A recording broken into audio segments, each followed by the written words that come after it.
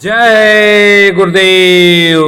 ऐसे ऐसे मर जाएंगे, बीमारियां आएंगी जिनकी दवा नहीं मिलेगी। बड़े बड़े अस्पताल और खुल जाएं, फिर भी इलाज होना कठिन हो जाएगा। जी हाँ मेरे प्यारे भाई और बहनों, आज इस सत्संग में आप सभी प्रेमी भाई बहनों को परम पूज्य स्वामी जी महाराज के अति दुर्लभ सत्संग वचन सुनाए जाएंगे, जिसे आप बड़ी ही बारीकी से एक एक शब्दों को बड़े गौर से सुनिए और उस पर अमल कीजिए। जय गुरुदेव। अब समय का बड़ा बदलाव आया।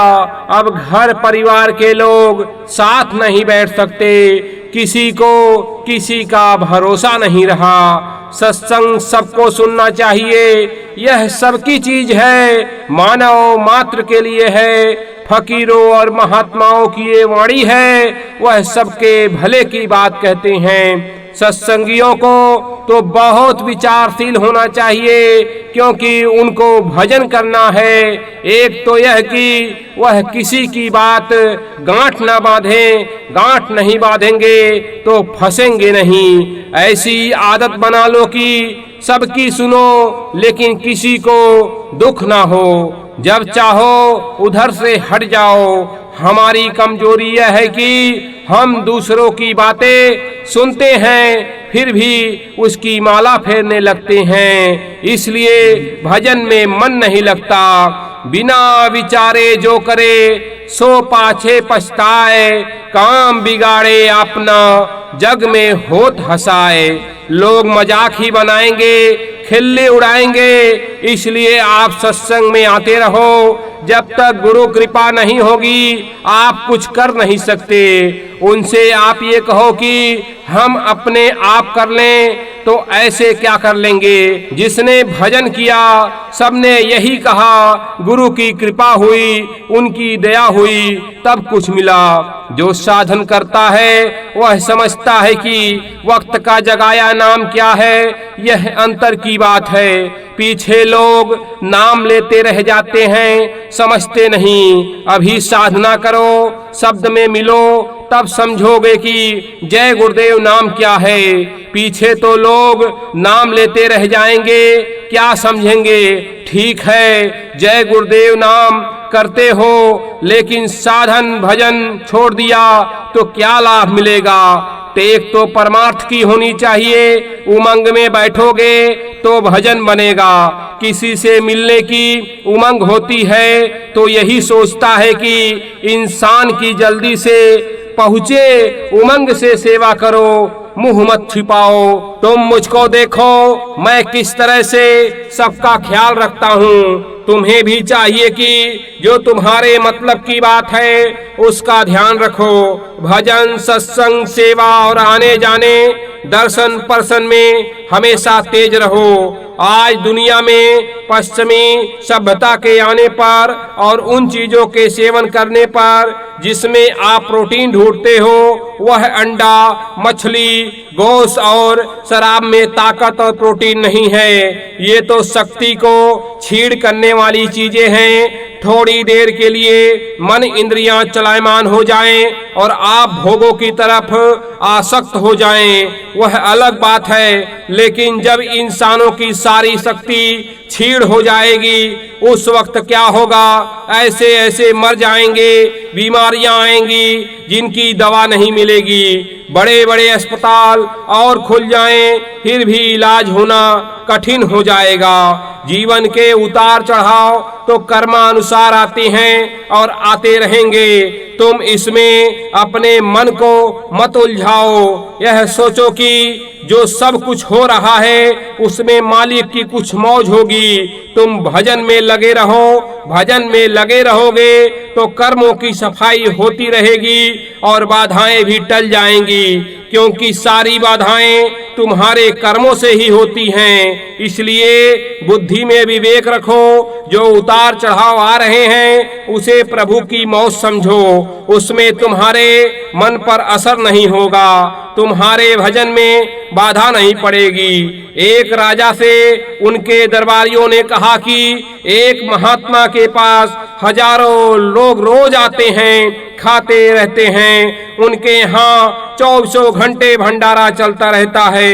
राजा का सिर चकरा गया कि इतना खर्चा महात्मा जी कहाँ से रोज करते हैं। राजा थोड़ा बुद्धिमान था, उसने साधारण आदमी का वेश धारण किया और पहुंचा महात्मा जी के पास और बोला, महाराज मैं आपकी सेवा करना चाहता हूँ। महात्मा जी अंतर्यामी थे, बोले ठीक है करो सेवा, और अपने पास रख लिया।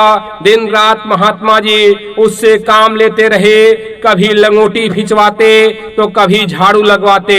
अगर कोई काम नहीं होता तो कहते बच्चा चलो पैर दबाओ। राजा दिन रात सेवा में लगा रहा, लेकिन उसकी समझ में यह बात नहीं आती कि महात्मा जी के खर्चे का स्रोत कहाँ है और क्या है।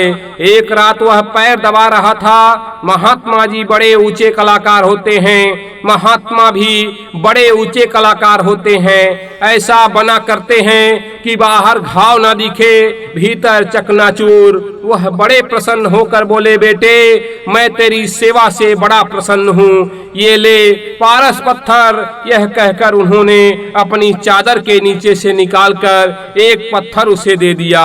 राजा ने मन में सोचा कि स्रोत मिल गया, अब सब पता चल गया। वह अकड़ कर खड़ा हो गया और बोला, आप जानते हैं मैं यहाँ का राजा हूँ, बताइए ये सब कहाँ से आता है। महात्मा जी हंसकर बोले, राजा होगा तू अपने घर का, यहाँ तो तू झाड़ू लगाता था, पानी भरता था, छोटे से छोटा काम करता था। मैंने तुझे प्रसन्न होकर यह मामूली सा छोटा सा पत्थर दे दिया। अभी तुझे क्या पता मेरे पास कितनी कीमती चीज है। जा निकल जा यहाँ से। राजा साहब जो 90 गए थे वह अब दूबे बनकर वापस लौट पड़े, हाथ कुछ ना लगा। कहने का मतलब यह कि इतनी सेवा करने के बाद भी राजा साहब महात्मा जी का कुछ सुराग ना पा सके, तो दूर दूर रहकर केवल सुनी सुनाई बातों पर क्या विश्वास किया जा सकता है। अभी तुम घमंड में फूले फूले फिर रहे हो, तुम्हारी सभी हेकड़ी खत्म हो जाएगी। जब इस मकान को खाली कराया जाएगा तो तुम्हारे गोले बारूद फौज फाटे तलवार तमचे कुछ काम न कर सकेंगे। वह तो जबरदस्ती खाली करा लेगा। आस पास योद्धा खड़े सभी बजावे गाल, मंज महल से ले चला ऐसा काल कराल। वह सबके बीच से उठा ले जाता है, कोई उसका कुछ बिगाड़ नहीं सकता। उसने सबको फंसा रखा है, निकलने का रास्ता तो संतों से मिलेगा। तुम इसी काल को सब कुछ मानते हो, वह सजा दे रहा। नरकों 84 में कर्म का हिसाब करके नरकों में डालकर सताता मारता पीटता है, फिर भी तुम उसी के पीछे लगे रहते हो। संतों की बातें नहीं सुनते, उनको नास्तिक और काफिर कहते हो, जो प्रभु का सच्चा रास्ता बताते हैं। तुमने लिखा है साधन पर बैठते ही 5 मिनट के अंदर मन एकाग्र हो जाता है, थोड़ा पैर में झुंझुनी मालूम होती है, फिर कुछ पता नहीं चलता। 1 घंटा 2 घंटा या 3 घंटा मैं लगातार देखती रहती हूँ। बाग बगीचे नदियाँ पहाड़ महल दिखाई पड़ते हैं, उनकी शोभा और चमक लिखने में नहीं आ सकती। मन बिल्कुल नहीं भागता। दीपक की लौ कभी कभी दिखाई देती है, कभी कभी लगता है कि टार्च की रोशनी आ रही है जो बर्दाश्त नहीं होती। चलते फिरते उठते बैठते आवाज घंटे की बराबर सुनाई देती रहती है। शरीर बिल्कुल हल्का रहता है, बड़ी प्रसन्नता होती है। जो कुछ भी तुम देखो उसे किसी से भी नहीं कहना चाहिए, कितना भी सगा क्यों ना हो। बगल से गुजरने वाली हवा को भी खबर ना हो कि तुमको क्या मिल रहा है। शब्द जो सुनाई पड़ता है उसमें लय होने की कोशिश करो। धीरे धीरे सुनते सुनते जब सूरज जीवात्मा शब्द में लय हो जाएगी तब इसे होश आ जाएगी। निरंजन भगवान जो इस सृष्टि के कर्ता धर्ता हैं मिलेंगे, उनका दर्शन होगा। भजन में अधिक समय दो। जय गुरुदेव।